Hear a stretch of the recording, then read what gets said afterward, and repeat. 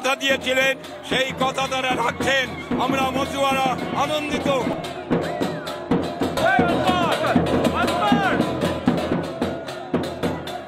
শান্তনু ঠাকুরের যে আন্দোলন আজ সফল হয়েছে, আমরা সমস্ত ভারতবর্ষের মতুয়ারা আজকে আনন্দিত, গর্বিত।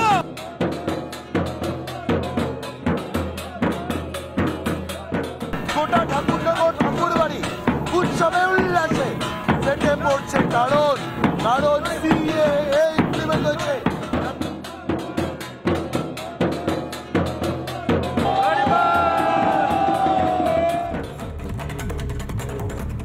আমি নিজে একজন উদ্বাস্তু বাড়ির সন্তান। 1946-47 সালে আমার দাদুর একখান দেশ ছিল এবং সেই দেশটা কবে যেন হঠাৎ করে ভ্যানিশ হয়ে গেল।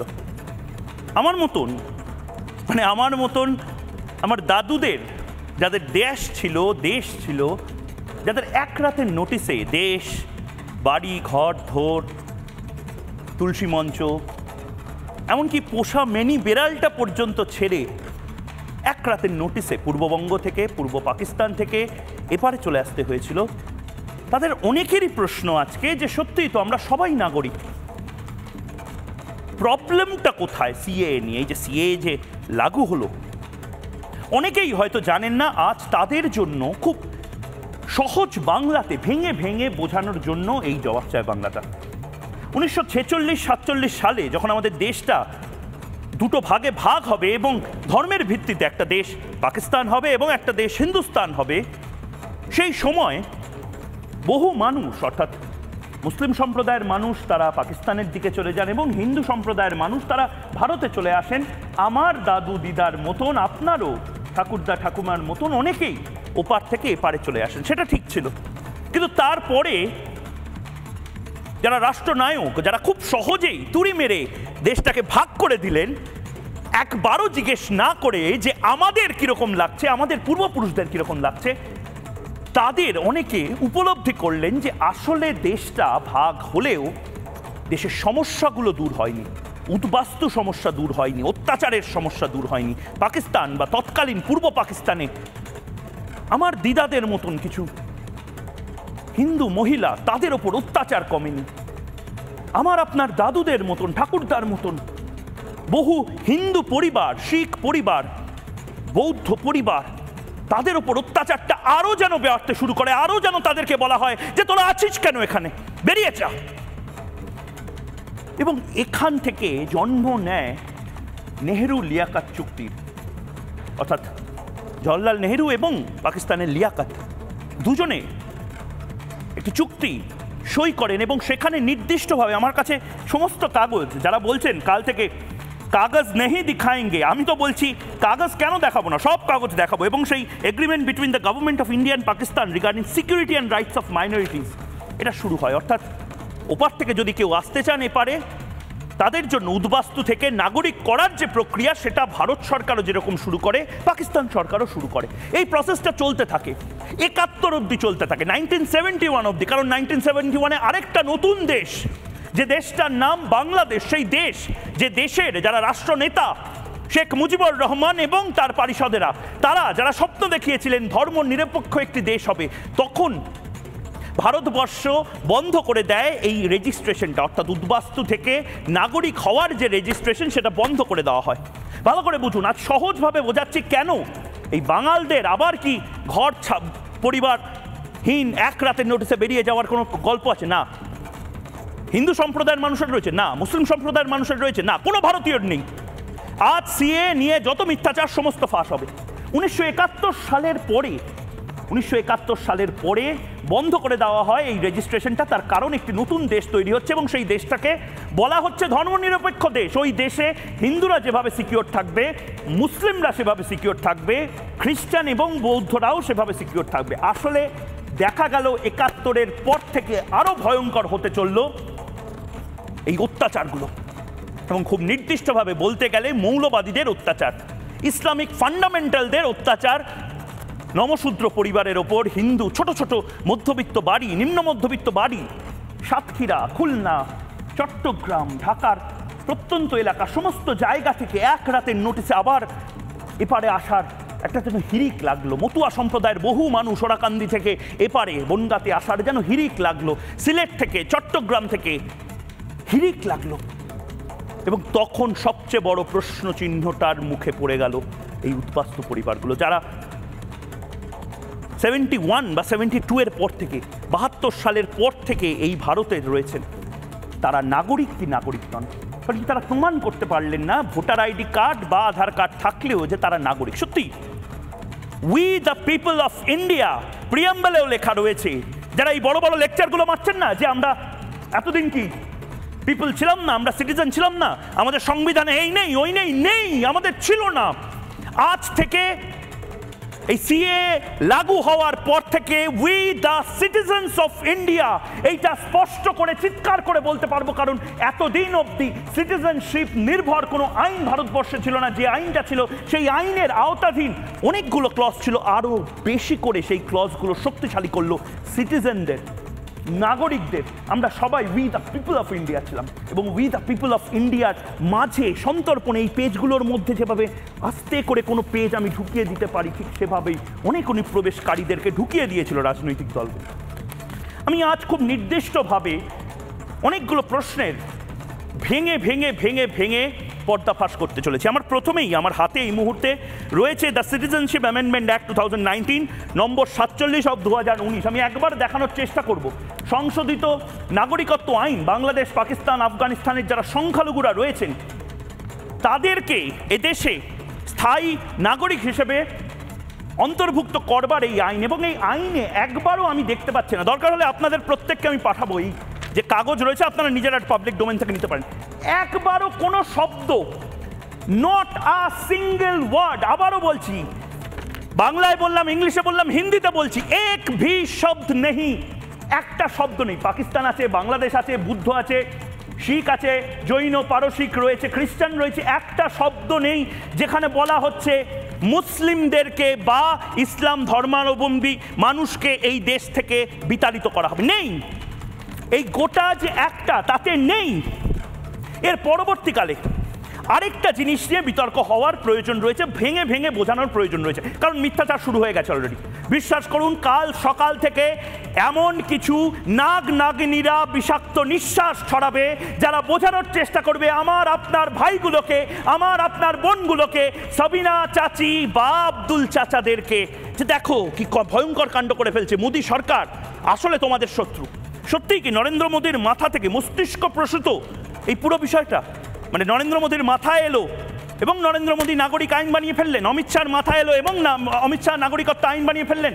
এর আগে আশপাশের দেশগুলোতে সংখ্যালঘুরা যারা, অর্থাৎ পাকিস্তানে সংখ্যালঘু কারা, হিন্দুরা, বাংলাদেশে সংখ্যালঘু কারা, হিন্দুরা, হিন্দু, বৌদ্ধ, জৈন, পারসিক, তাদেরকে প্রোটেকশন দেওয়ার জন্য আগে কি কোনো আইনের কথা বলা হয়নি? এবার আসছি 2 নম্বর পয়েন্টে দেখাবো এই সংশোধিত নাগরিক আইনের পরেরটা। আমি আপনাদের সামনে কাগজ দেখিয়ে দিচ্ছি, আপনারা বলছেন কাগজ নেই দিখাएंगे, আমি বলছি সব কাগজ দিখাएंगे, কিলো কিলো দরে কাগজ দেখাবো, দিস্তে কাগজ দেখাবো, কারণ মিথ্যাচার আমি করতে দেব না।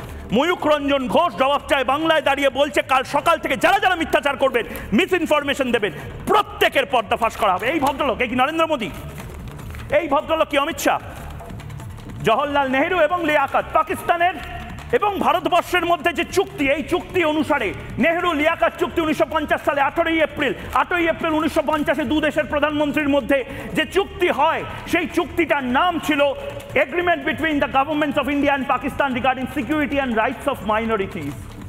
অর্থাৎ 1947 সালের পরে 1950 সাল অবধি সরকারগুলো বুঝতে পারে যে এক রাতের মধ্যে দুটো দেশ যে তৈরি করে দিয়েছিল ব্রিটিশরা, এবং তাতে ধেই ধেই করে নেচেছিল যে বহু রাজনৈতিক দল, তার মধ্যে কংগ্রেসের অনেক নেতারা রয়েছেন, তাতে আখেরে লাভ কার হয়েছে জানি না, কিন্তু লোকসান হয়েছে ভারতবর্ষের মানুষের, পাকিস্তানের মানুষের।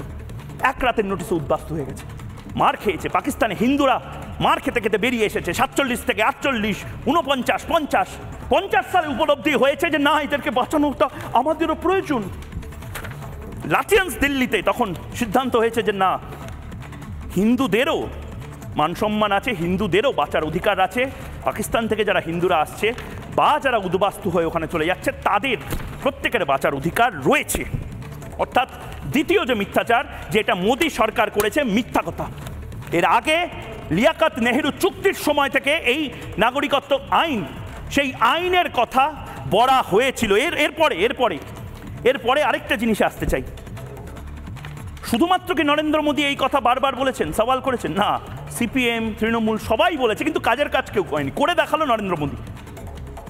জওহরলাল নেহরুর এই চুক্তির পরে দেখাবো লালকৃষ্ণ আদবানির সময়, এই মুহূর্তে লালকৃষ্ণ আদবানি, অটল বিহারী বাজপেয়ীর সময় মমতা বন্দ্যোপাধ্যায় কি করেছেন। কিন্তু তার আগে লাল বাহাদুর শাস্ত্রী, আরেকজন প্রাক্তন প্রধানমন্ত্রী, ওনার সময় অনেকে বলেন যে এই মানুষটা যদি আরও কিছুদিন বেঁচে থাকতেন বা তাকে জীবিত সুরক্ষিত রাখা যেত, দেশটা অনেক কিছু নতুন দেখতে পেত। যাই হোক, এই লাল বাহাদুর শাস্ত্রীর শাস্ত্রীয় আশ্বাস, পাকিস্তান ও বাংলাদেশ নিরাপত্তা দিতে ব্যর্থ হলে ভারতকে, আবারও ভালো করে বুঝুন, পাকিস্তানে যে হিন্দুরা রয়েছে, পাকিস্তানে যারা সংখ্যালঘু, তারা যদি নিরাপত্তাহীনতায় ভোগে, বাংলাদেশের যারা সংখ্যালঘু তারা যদি নিরাপত্তাহীনতায় ভোগে, তাহলে ইস্টার্ন উইং অফ পাকিস্তান থেকে আমাদের দেশে যারা চলে আসতে চান তাদেরকে নিরাপত্তা শুধু নয়, নাগরিকত্বও দিতে হবে। The House is of the opinion that in view of the insecurity of life, property and honor of the minority community living in eastern part of Pakistan, the government of India should, in addition to relaxing restrictions in migration of people belonging to মিথ্যাচার। শুভেন্দু অধিকারী এই মুহূর্তে বিরোধী দলনেতা কি বলছেন একবার শুনে নেব এবং তারপর আরো মিথ্যাচার পর্দাফাশ করব। জ্ঞাপন করব যে তারা সমস্ত রকম বিভ্রান্তি দূর করে দিয়ে আজকে রুলস আউট করেছেন, এবং যেটা আমরা পশ্চিমবঙ্গের যারা আশঙ্কা করছিলাম যেখানে রাজ্য সরকার তার সরকারি মেশিনারিকে দিয়ে এটা ইমপ্লিমেন্ট করতে দেবে না, ভারত সরকার এমন একটা মেকানিজম করেছে তাতে জেলা শাসক বা রাজ্য সরকারগুলির কোনো রোল এখানে থাকছে না। এর ফলে সমনাগরিকত্বের যে মর্যাদার দাবিতে বিশেষ করে ঠাকুর হরিচাঁদ ঠাকুর, ঠাকুর গুরুচাঁদ ঠাকুর, পরবর্তীকালে কেপি ঠাকুরদের নেতৃত্বে, তার পরবর্তী সময়ে শান্তনু ঠাকুর মহোদয়, মঞ্জুল কৃষ্ণ ঠাকুর মহোদয় এবং ওই পরিবারের বড়দা সুব্রত ঠাকুর মহোদয়, এরা যেভাবে 14 সাল থেকে ভারতীয় জনতা পার্টি এবং রাষ্ট্রবাদী আন্দোলনে যুক্ত হয়ে মোদিজির পরিবারের সদস্য হয়ে দীর্ঘ লড়াই তারা করেছেন, তাদের 14 সালে আপনারা জানেন মাননীয় সুব্রত ঠাকুর মহোদয় 15 সালে উপনির্বাচনে লড়াই করেছিল, এবং সেই লড়াইয়ের পরে মাননীয় শান্তনু ঠাকুর মহোদয়কে জেল খাটতে হয়েছে মিথ্যা মামলায়। এবং এরা ঠাকুরবাড়ির যে মূল অংশ, তারা নরেন্দ্র মোদীজির উপর আস্থা ভরসা রেখেছিলেন যে আলটিমেটলি যদি এর সমাধান কেউ করতে পারেন তাহলে শক্তিশালী প্রধানমন্ত্রী করতে পারবেন, শক্তিশালী স্বরাষ্ট্রমন্ত্রী করতে পারবেন। 19 সালে লোকসভা নির্বাচনের প্রচারে ঠাকুরনগরে মতুয়া ধামে প্রধানমন্ত্রী লক্ষ লক্ষ মানুষের সমাবেশে কথা দিয়ে গিয়েছিলেন যে আমি এটা করব, এবং সেই অনুযায়ী সংসদের দুটো কক্ষে আইন অনুমোদিত হয়, এবং 20 সাল থেকে করোনার প্রভাব থাকার জন্য 20-21 এবং ভ্যাকসিনেশন কমপ্লিট করার জন্য 22 সাল চলে যায়। আমাদের মনে আছে মাননীয় স্বরাষ্ট্রমন্ত্রী 2022 সালের জুন মাসে শিলিগুড়িতে একটি পাবলিক ইভেন্টে বলে গেছিলেন যে ভ্যাকসিনেশনের কাজ কমপ্লিট হলেই আমরা এটা ইমপ্লিমেন্ট করব, রুল বের করে দেব। তাই ভারত সরকার আলটিমেটলি এই তার কার্যকাল মেয়াদের মধ্যে এটা কার্যকর করে প্রধানমন্ত্রী এবং স্বরাষ্ট্রমন্ত্রী ঠাকুরনগর মতুয়াধাম, বিশেষ করে বাঙালি হিন্দু উদ্বাস্তু তাদেরকে যে কথা দিয়েছিলেন সেই কথা রাখলেন। প্রধানমন্ত্রী যাদের কথা দিয়েছিলেন সেই কথা রাখলেন, এবং তার পাশাপাশি মিথ্যাচার, সেই মিথ্যাচারের দয়া করে পর্দাফাশ করুন, এই কথা আমি বলছি, আবারও বলছি। এত দিস্তে কাগজ তো আমি দেখাবো, যারা বলছেন কাগজ দেখাবেন না, ভুল করছেন, কারণ অমিত শাহ বারবার যে কথাটা বলছেন, কাগজ তো দেখাতে হবে তুমি যদি অনুপ্রবেশকারী হও। যাকে আমি শেষ যে কাগজটা দেখানোর কথা ভাববো এই মুহূর্তে, আমি বলবো যে কোথায় ভাই মুসলিমদের বের করে দেওয়ার কথা আছে, কোথায় ভাই যারা এই মুহূর্তে মুসলিমরা থাকতে পারবে না, এই সমস্ত কথা। মুসলিমদের জন্য কিসের ভয়? কোনো ভয় নেই।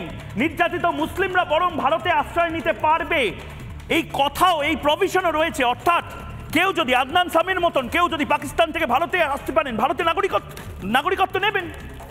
নির্দিষ্টভাবে citizenship of naturalisation provision of the 3rd schedule নির্দিষ্টভাবে এই সমস্ত কথা বলছে।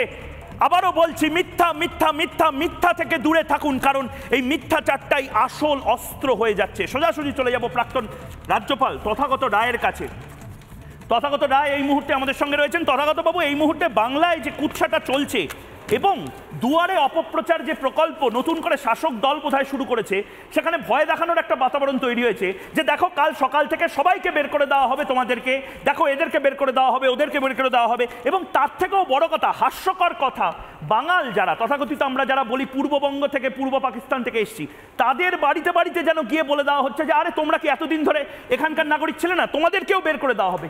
যদি আপনি একটু সহজভাবে, সহজ বাংলাতে বাংলার মানুষকে বুঝিয়ে বলেন।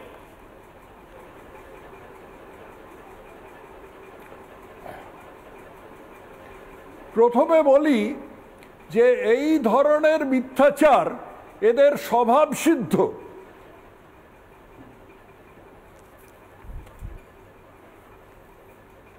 দ্বিতীয় কথা হচ্ছে যে যারা এই মিথ্যাচার করছেন তাদেরকে আমি এই বইটা দেখাই, এই বইটা একটু পড়তে বলি।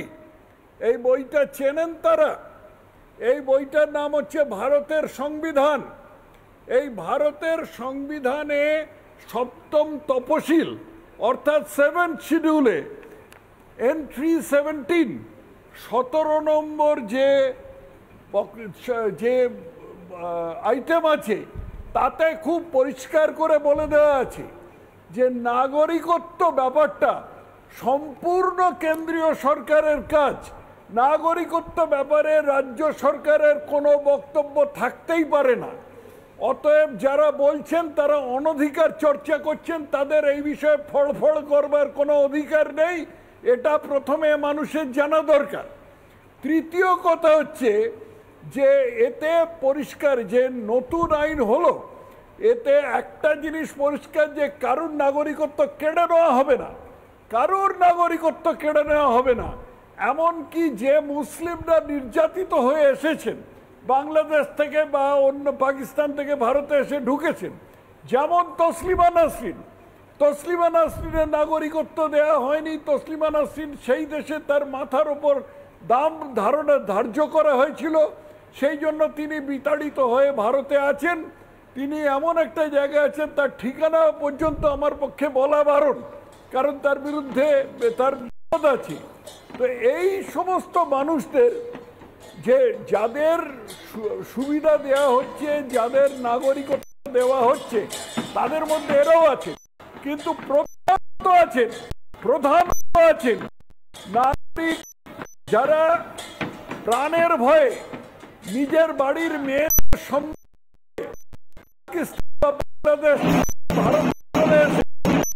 তাদের এতদিন ধরে পাসপোর্ট ভিসা কিছু ছিল না, তারা বাধ্য হয়ে চোরাপথে চলে এসেছেন। আজকে এই আইনের মাধ্যমে তাদের নাগরিকত্ব দেওয়া হলো এবং এটা অতি অতি মহৎ একটা কাজ করা হলো। যারা এই মিথ্যাচার করছে যে অমুকের নাগরিকত্ব কেড়ে নেওয়া হবে, তমুকের নাগরিকত্ব কেড়ে নেওয়া হবে, তারা একেবারে নোংরা মিথ্যা কথা বলছে। অনধিকার চর্চা তো করছেই, তার সঙ্গে নোংরা মিথ্যা কথা বলছে, শুধু মুসলিম তোষণের জন্য বলছে, নোংরা রাজনীতি করছে। কারণ তারা এবার ভয় পেয়েছে যে তারা গদিচ্যুত হবে, তাদের সময় এসে গেছে। এত মিথ্যা, এত চাকরি চুরি, কয়লা চুরি, গরু চুরি, সব রকম চুরির বাতাবরণের মধ্যে তারা এবার এইটা দিয়ে বেরোবার চেষ্টা করবে। শেষে একটা কথা বলি যে এই যে যারা এসেছেন বা যারা বহুদিন ধরে নাগরিক আছেন, আমার পরিবার, আমাদের বাড়ি বাংলাদেশের ব্রাহ্মণবাড়িয়ায়, আমার পরিবার বহুদিন ধরে পার্টিশনের আগের থেকে কলকাতা নিবাসী, কিন্তু আমরা যে এখানে আছি আমরা নাগরিক ছিলাম, আমরা নাগরিক আছি।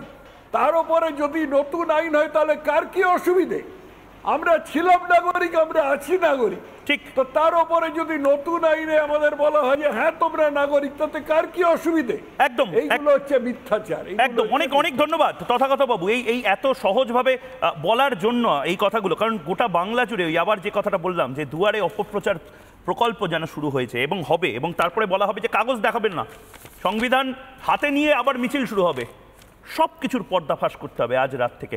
বাকিরা যারা এই মুহূর্তে আমার সাথে যুক্ত হয়েছেন তাদের সাথে আলাপ করিয়ে দিয়ে রয়েছেন বিমল শঙ্কর নন্দ বিজেপি মুখপাত্র, ঝন্টু বড়াইক অধ্যাপক রয়েছেন, নির্মাল্য মুখার্জি সাংবাদিক রয়েছেন, রঘবীর সিং রয়েছেন এই মুহূর্তে আমার সহ নাগরিক, বাংলার ছেলে, এবং তার পাশাপাশি উচ্ছ্বাসে ফেটে পড়ছেন এই মুহূর্তে সিএএ নিয়ে, এবং তার পাশাপাশি রুদ্রাঙ্ক রাজনৈতিক কর্মী আমাদের সঙ্গে রয়েছে। আমি আমি আমি প্রত্যেকের কাছে যাব, কিন্তু তার আগে আমি নির্দিষ্টভাবে বিমল শঙ্করবাবু যে কথাটা দিয়ে আমি শুরু করলাম, একটা ভয়ঙ্কর মিথ্যাচার শুরু হয়ে গেছে এবং সেইটা খুব সন্তর্পণে আবারও বলছি, আমাকে রাস্তাঘাটে আমি যখন চা খেতে যাচ্ছিলাম তখন একেবারে মানে যাদেরকে আমরা বাঙাল বলি বা ইস্ট বেঙ্গলের সমর্থক বলি, তারা হঠাৎ করে ভয় পেয়ে বলছেন আরে আমরাও তো, আমার বাবা মাও তো 47-48 সালে এখানে চলে এসেছে, এবার আমাদের তো সবই আছে, এবার কি নতুন আইন মোদি নিয়ে এলো? এই কনফিউশনগুলো কীভাবে দূর করবেন? এ তো ওই বামফ্রন্ট সরকারের বামফ্রন্টের নিউক্লিয়ার ডিলের মতন একটা কঠিন বিষয় করে ফেলছে। না না, একেবারেই তা নয়। মিথ্যাচার তারাই করে, আইদার যারা অজ্ঞ অথবা যারা ইচ্ছে করেই মিথ্যাচারটা করে। একটা বিষয় স্পষ্ট করে বলতে হবে যে আমাদের 1955 সালের সিটিজেনশিপ অ্যাক্টটা একটু ভালো করে পড়তে হবে।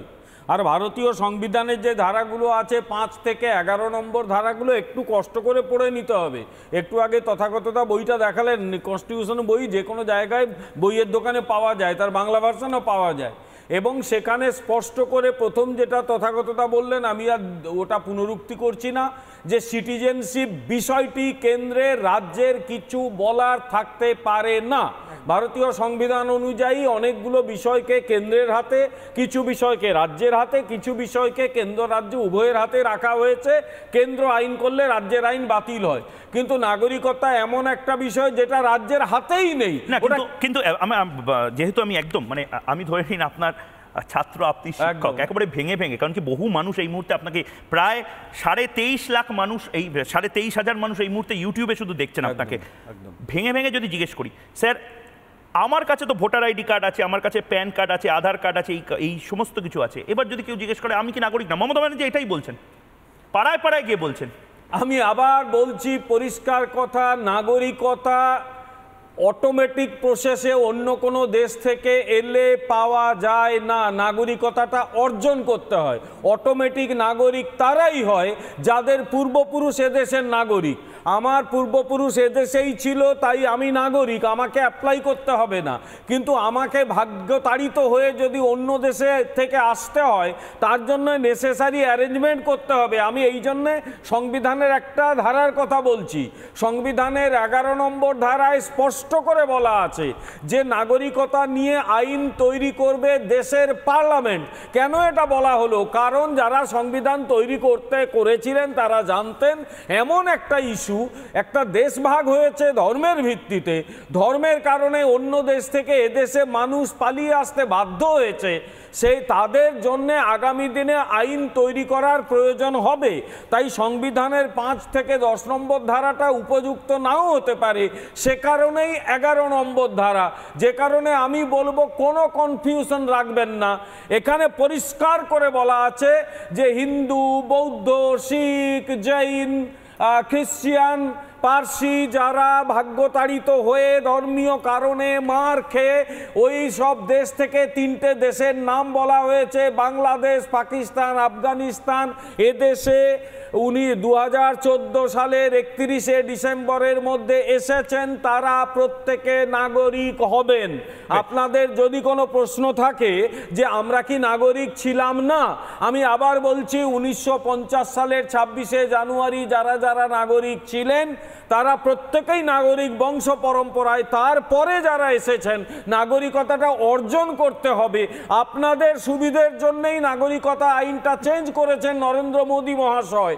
শুধু তাই নয়, আর কেউ আপনাদের দিকে আঙুল তুলে বলতে পারবে না যে এ দেশ থেকে তাড়িয়ে দেবো।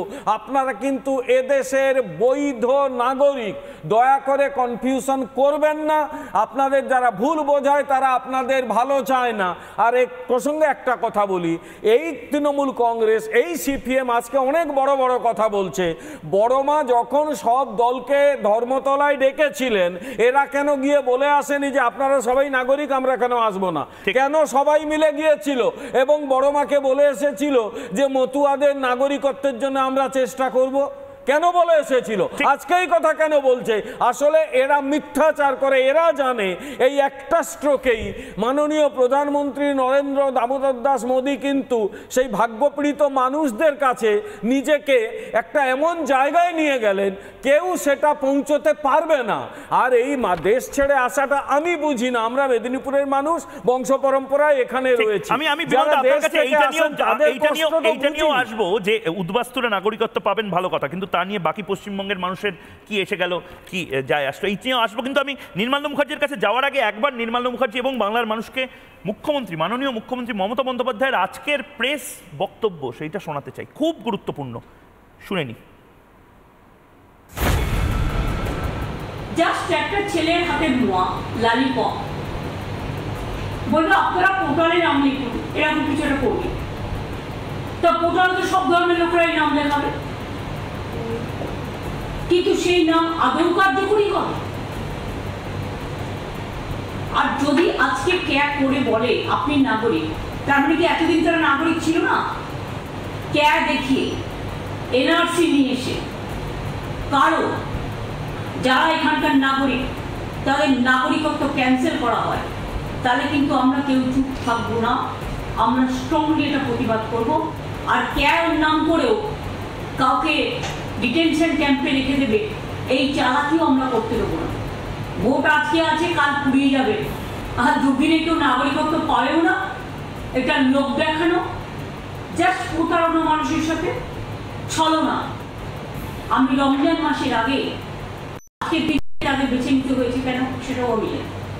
ভাওতা অলওয়েজ ভাওতা, ছলনা অলওয়েজ ছলনা, প্রতারণা অলওয়েজ প্রতারণা। নির্মলা মুখার্জি কি বলবেন? ক্যাগ বা সিএ এই সমস্ত করে নাকি ডিটেনশন ক্যাম্পে পাঠানো হবে? কোথায় আসছে এত ডকুমেন্টে, কোথায় আছে? না দেখুন, আমি আপনাকে বলি, আমি ওনার কথা, মুখ্যমন্ত্রীর কথা মন দিয়ে শুনছিলাম। মানে আমার মনে হচ্ছে একটা অনাবশ্যক উনি একটা ভীতি এবং একটা বিভ্রান্তি তৈরি করার চেষ্টা করছেন। এই অনাবশ্যক ভীতি এবং বিভ্রান্তির কোনো কারণ নেই। যদি ওনার কোনো রাজনৈতিক উদ্দেশ্য থেকে থাকে, কোনো পার্টিকুলার কমিউনিটির কাছ থেকে ভোট পাওয়ার জন্য উনি যদি কিছু ভেবে থাকেন, সেটা তার বিষয়ে আমি নিয়ে কোনো মন্তব্য করব না।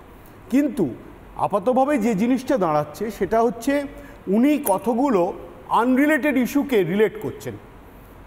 সিএ এর সঙ্গে এনআরসি রিলেট করছেন, সিএ এর সঙ্গে ডিটেনশন ক্যাম্প রিলেট করছেন, সিএ এর সঙ্গে নিজেকে রিলেট করছেন। এটা ওর বিষয়ই নয়।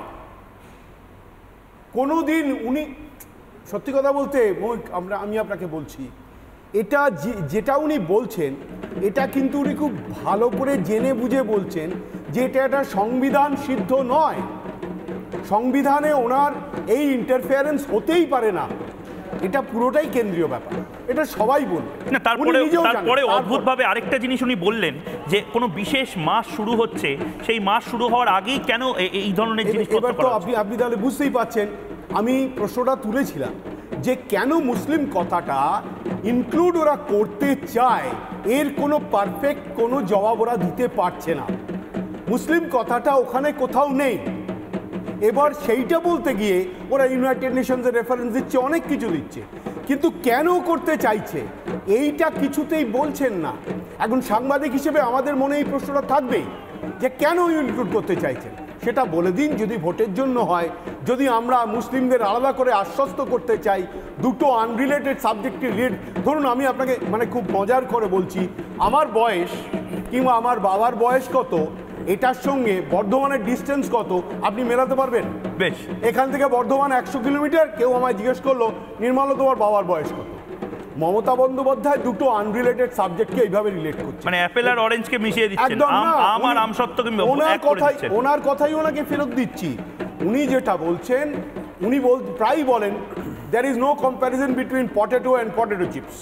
উনি পটেটো আর পটেটো চিপস মেশাচ্ছেন, এইটা করেই গন্ডগোলটা উনি করছেন। বেশ, আমি ঝন্টু বারেকের কাছে আসবো, আমি বাকিদের কাছে আসবো। আর একটা ভুল রয়েছে, ভুলটা হচ্ছে যে এখানে হঠাৎ করে ডিটেনশন ক্যাম্পের প্রশ্ন কি করে ইচ্ছাকৃতভাবে এখানে এনআরসির কোনো কাজ শুরু হয়নি পশ্চিম বাংলায়, কোথায় কি ডিটেনশন ক্যাম্পের কথা আছে? অযথা মানুষের মধ্যে বিভ্রান্তি আতঙ্ক তৈরি হবে, তো ওইরকম জায়গায় থেকে এটা করা উচিত নয়, এটা বুঝতে হবে। কিন্তু মমতা বন্দ্যোপাধ্যায় বোধহয় আসলে এই সমস্ত কথা বলে শিখ সম্প্রদায়েরও বিরুদ্ধাচরণ করছেন, কারণ শুধুমাত্র মানতাম মমতা বন্দ্যোপাধ্যায়ের দলের একজন সাংসদ প্রার্থী, তাকে নিয়ে অমিত মালভিয়া টুইট করেছেন যে তিনি নাকি লাগাতারভাবে হিন্দুত্বকে হিন্দু সন্ত্রাসবাদের সাথে তুলনা করেছেন, কিন্তু শিখ সম্প্রদায়ের মানুষ যারা উচ্ছ্বাসে ফেটে পড়ছেন তাদেরও কি বিরোধিতা করে ফেলছেন না? আমার সাথে এই মুহূর্তে আমার সহনাগরিক রয়েছে রঘবীর সিং। রঘবীর ভাই এই মুহূর্তে কলকাতা বাসিন্দা, কিন্তু রঘবীর ভাই খুব নির্দিষ্টভাবে আপনিও জানেন 1970 সালে 5 লাখ শিখ সম্প্রদায়ের মানুষ আফগানিস্তানে ছিল। কিছু বছর আগে সেইটা গুনে গুনে দেখা গেছে 100 বা 120-30 আফগানিস্তানে, এখন প্রায় নেই। পাকিস্তানেও একই অবস্থা। এবং তারপরে আমরা দেখেছি কিভাবে গুরু গ্রন্থ সাহিব মাথায় করে এক রাতের নোটিসে, যেভাবে আমার দাদুর একখান দেশ ছিল আমরা বলি পূর্ব পাকিস্তান থেকে, এক রাতের নোটিসে এই দেশে চলে আসতে হয়েছিল। আপনাদের অনেক পূর্বপুরুষকে আফগানিস্তান পাকিস্তান থেকে এক রাতের নোটিসে চলে আসতে হয়েছিল। কি বলবেন, আজকে উচ্ছ্বাস প্রকাশ করছেন? নিশ্চয়ই। সব থেকে আগে আমি ধন্যবাদ দিতে চাই এই দেশের মান প্রধানমন্ত্রী নরেন্দ্র মোদীজিকে। আপনি তো পাকিস্তান বাংলাদেশ থেকে যারা এসছেন, নট অনলি শুধু আজকে দিল্লিতে, শুধু একটা স্টেটে দিল্লিতে আমি বলছি প্রায় 15,000 থেকে বেশি আফগান শিখরা আজকে এই দেশের নাগরিক হলেন। এটা আজকে আমাদের কাছে একটা অনেক বড় দিন, এটার জন্য সেলিব্রেটও করা উচিত। অনেক বড় দিন, বারবার মনে হয় সারা ভারতবর্ষে এরকম তো প্রায় 25 থেকে 30,000 শিখ কমিউনিটি শুধু আফগানিস্তান থেকে, যাদেরকে রাতারাত ছেড়ে এখান থেকে আসতে চাই। আমি আর একটা জিনিস বলবো, এর মধ্যে একজন আছে নরেন্দ্র সিং খালসা, উনি ওখানকার এমপি ছিলেন। উনি এই লাস্ট ইয়ারে যেই আমাদের প্রায় 200 কে কাছাকাছি ইন্ডিয়ান এয়ারফোর্সের যে ভাই আমাদের শিখ কমিউনিটির লোকরা ওখানে এসছেন, তাদেরকে নেতৃত্ব দিয়েছেন ওখানকার এমপি, যার নাম হচ্ছে নরেন্দ্র সিং খালসাজি। উনিও আফগানিস্তান ছেড়ে ভারতবর্ষে চলে এসছেন। এটা আজকে আমাদের গর্বের দিন। আজকে আমাদের অনেক ভাইরা আজকে সিটিজেনশিপ পেয়েছে, ওদের ওনারা বাচ্চারা এখন স্কুলে যেতে পারবেন। ওনারা এইভাবে যেভাবে আমরা ভারতের নাগরিকরা যেভাবে অন্য ফ্যাসিলিটিগুলো উপভোগ করি, ওরাও আজকে থেকে এই ফ্যাসিলিটিগুলো, দেশের সেবাগুলো উপলব্ধি করতে পারবেন। বেশ, আমি রুদ্রাঙ্ক এই মুহূর্তে চলে এসেছে, রুদ্রাঙ্কর কাছে যাব এবং ঝন্টু বারাইক আপনার কাছে যাব, কিন্তু তার আগে একবার দেখে নি কংগ্রেসের তরফ থেকে কি প্রতিক্রিয়া। অধীর চৌধুরী, কংগ্রেস নেতা অধীর চৌধুরী, তার প্রতিক্রিয়াটা খুব গুরুত্বপূর্ণ, একবার শুনি। এখানকার কোনো লোক তো নাগরিকত্ব হারাচ্ছে না, এখানে না হিন্দু না মুসলমান কারণ নাগরিকত্ব হারানোর কত প্রশ্ন নেই। বাকি যদি কোথাও কোনো ত্রুটি বিচ্যুতি থেকে থাকে, কারও যদি থেকে থাকে, বলে দিবে কি কি শর্ত পূরণ করতে হবে, সেটা আমরা জানলে আমরাই করে দেব। কিছু না, এটা আসমান ভেঙে পড়বে না। সিএ বলে এমন করছে যেন আসমান ভেঙে নিয়ে চাঁদ নিয়ে এলো। কি হলো? এটা সাম্প্রদায়িক বিভাজনের জন্য নতুন রাজনীতি তৈরি করা হলো। 5 বছর আগে আইন এতদিন চালু হয়নি কেন? যদি সদিচ্ছা থাকতো, যদি সত্যি মানুষের ভালো হতো, তাহলে 5 বছর অপেক্ষা করতে কে বলেছিল? হঠাৎ নির্বাচনের আগে কেন ঘোষণা করতে হচ্ছে? তার একটাই কারণ, সাম্প্রদায়িক বিভাজনের রাজনীতি করতে হবে। ঝন্টু বারাইক কি বলবেন? অধীর চৌধুরীও একে সমর্থন করছেন এবং বলছেন যে এখানে তো কাউকে বের করার কোনো প্রশ্ন নেই। কে ভুল? হয় মমতা ব্যানার্জি ভুল, নয়তো Adhir Chowdhury. Mamata Banerjee character of fallacy. এই যে ল্যাম এক্সকিউজগুলো দিচ্ছে, 2005 সালে লোকসভায় মাননীয় সোমনাথ চট্টোপাধ্যায় যখন স্পিকার মুখে কাগজ ছুঁড়ে মেরেছিলেন, কারণ তার সেই সময় যুক্তি ছিল এনআরসি চালু করুন পশ্চিমবঙ্গে, কারণ চরণজিৎ সিং, এবং বলছেন তিনি বাংলাদেশি অনুপ্রবেশকারীরা বাংলাকে লুটে নিচ্ছে, এনআরসি চালু করুন। এই যে মমতা ব্যানার্জি বলেছিলেন একদম ভুলে যাচ্ছেন এই কথাগুলো যে মমতা ব্যানার্জি বলেছিলেন। আমি ডেটটা বলে দেব। চরণজিৎ সিং একদম চরণজিৎ সিং একদম ছুঁড়ে মেরেছে মুখের মধ্যে। আমার প্রশ্নটা হচ্ছে, আপনাদের যুক্তি থাকতেই পারে, বা যারা শুনছে তারা বলছে মমতা ব্যানার্জি তো ক্যারেক্টার অফ ফ্যালাসি আপনি বললেনই। আমার প্রশ্নটা হচ্ছে, দেখো কেন এরা বিরোধিতা করছে। খেয়াল করে দেখবে এই আইনটা কিন্তু হয়েছে 1951 সালে রিফিউজি কনভেনশন এবং 1967 সালে রিফিউজি প্রোটোকলে নিয়ম মেনে। কংগ্রেস যেই প্রোটোকলটা মানতে হবে এই কারণে এই কনভেনশনের মেম্বার হয়নি। খেয়াল করে দেখবে কেন মমতা এটা প্রতিবাদ করছে। মমতা এটাকে ভোট মেকানিজমের অঙ্কে দেখছেন। এই যে বাংলায়, অবিভক্ত বাংলায় সবচাইতে বড় কৃষক সম্প্রদায়, নমশূদ্র সম্প্রদায়, যারা বাংলা ভাগ হওয়ার পরে ইকোনমিক্যাল অ্যাসপেক্টে ময়ূক ভাবার চেষ্টা করো, যে পৃথিবীর ইতিহাসে সবচাইতে বড় কৃষি বলয় ধ্বংস যেদিন হলো বাংলা ভাগের নাম করে, দুটো চুক্তি করে, তারপরে যে বাংলাদেশ, আফগানিস্তান, পাকিস্তানে এথনিক ক্লিনজিং হলো, এথনিক ক্লিনজিং একটা প্রজন্মকে মেরে ফেলা, যার কোনো প্রতিবাদ না করে শুধু ভোট মেকানিজম, ভোট চিন্তায় মগ্ন এই দল, কংগ্রেস, সিপিএম, তৃণমূল, তারা এগুলো করছে, তারা প্রত্যেকে করছে ভোট মেকানিজমের স্বার্থে। আচ্ছা, আমি প্রথম দিন এটা বলেছিলাম, এই অ্যামেন্ডমেন্ট কিন্তু ইনক্লুশনের কথা বলে, এক্সক্লুশনের কথা কোথাও লেখা নেই। আমি দায়িত্ব নিয়ে বলছি। বিরোধীরা বারবার প্রশ্ন করছে 14 নম্বর 15 নম্বর আর্টিকেল লিখে ভায়োলেট করে। আমি বলছি দয়া করে পড়ুন। 14-15 আর্টিকেলে কোথাও নাগরিকত্বের নাম নেই। অর্থাৎ সমানাধিকারের প্রশ্নে স্যার যেটা বললো, সেখানে শেষ কথা 256 নম্বর আর্টিকেলে পার্লামেন্ট নাগরিকত্বের শেষ কথা, পার্লামেন্ট নাগরিকত্বের শেষ কথা। না, কিন্তু তার মাঝখানে আমি একদম ধরে যে প্রশ্নগুলো বাংলার মানুষ করছেন এই মুহূর্তে, এই আইন কি সংবিধান ও মুসলিম বিরোধী, হ্যাঁ কিনা? না, একেবারেই না। আমি পরিষ্কার তোমায় বলছি, এখানে কেন্দ্রীয় সরকার বলছে সংবিধানের 14 নম্বর ধারায় আইনের চোখে সবাই সমান বলা হলেও 31-এর গ নম্বর ধারায় বিশেষ অবস্থায় যেমন নারী বা তপশিলি সম্প্রদায়ের জন্য বিশেষ কিছু সুবিধা প্রদান সংবিধান বিরোধী নয়। আমি তোমায় বলি, এই আর্টিকেলের একটা জায়গায় পরিষ্কার লেখা আছে অ্যামেন্ডমেন্টে, the CAA states nothing in this section shall apply to tribal areas. এখানে ইনার ল্যান্ড পারমিটের জায়গাগুলো ছাড় দেওয়া আছে।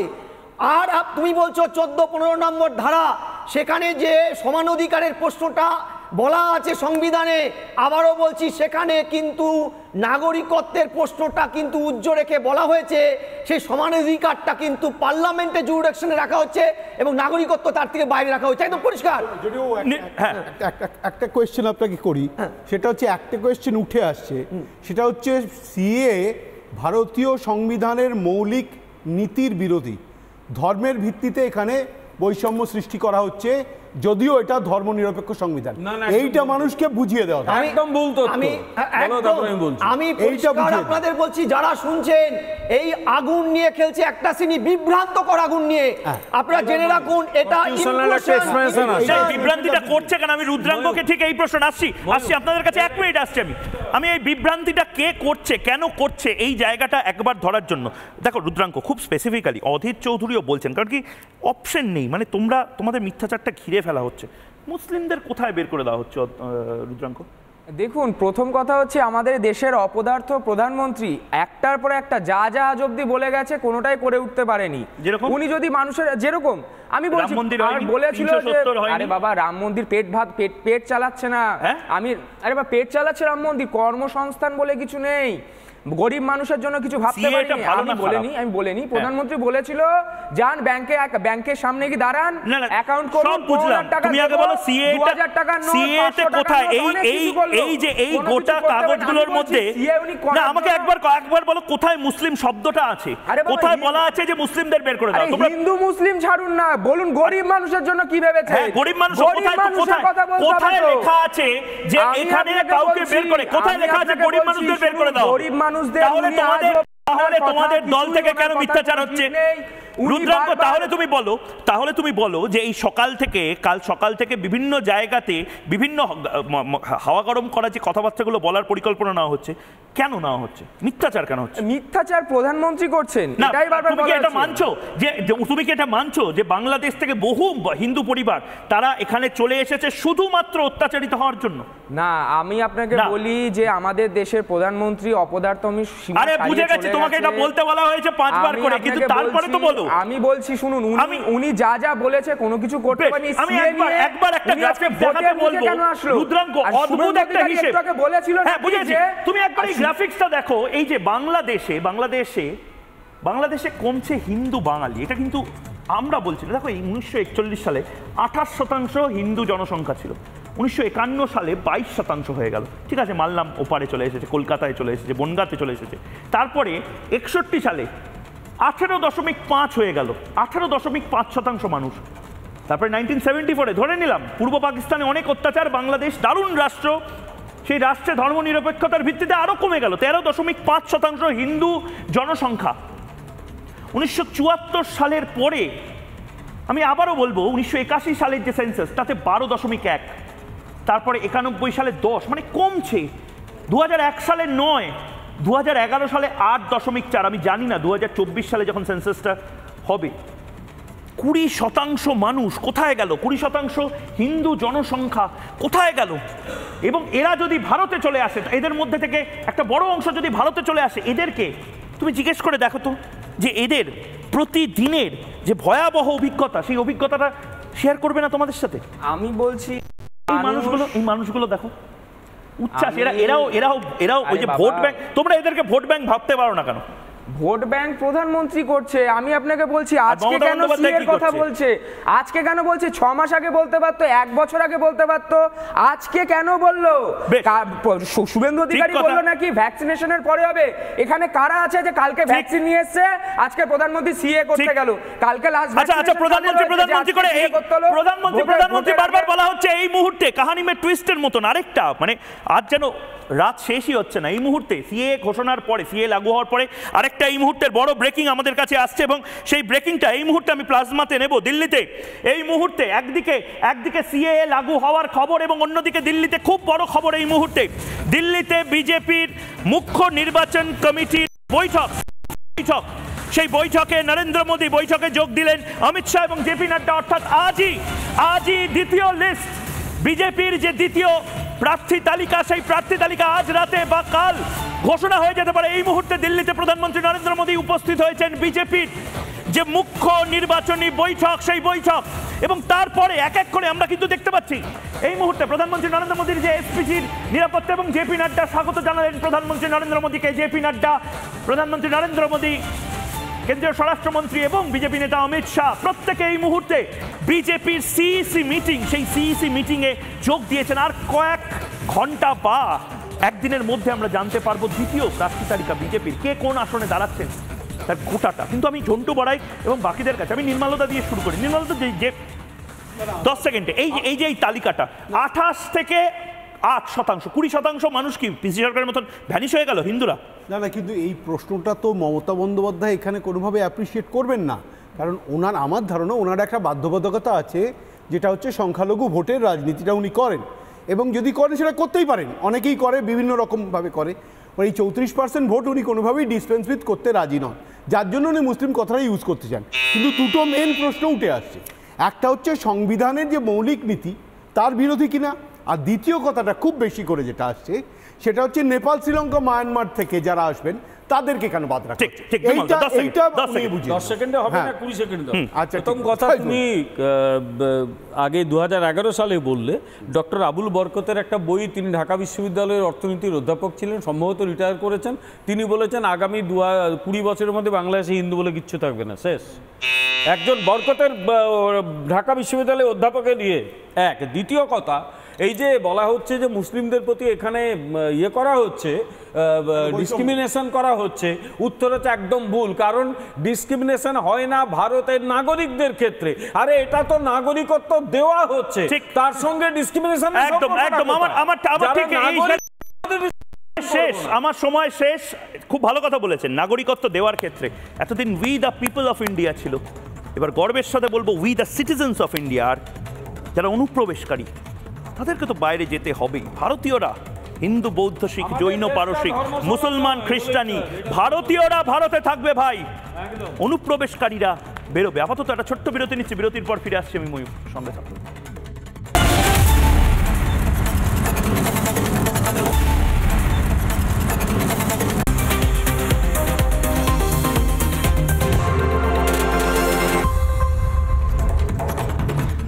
যারা বলছেন কাগজ দেখাবো না তাদের বলছি অনুপ্রবেশকারী না হলে কাগজ তো দেখাতেই হবে। আপাতত রিপাবলিক বাংলার রুনেক স্টুডিও থেকে আমি ময়ূক রঞ্জন ঘোষ জবাব চাই বাংলা শেষ করছি।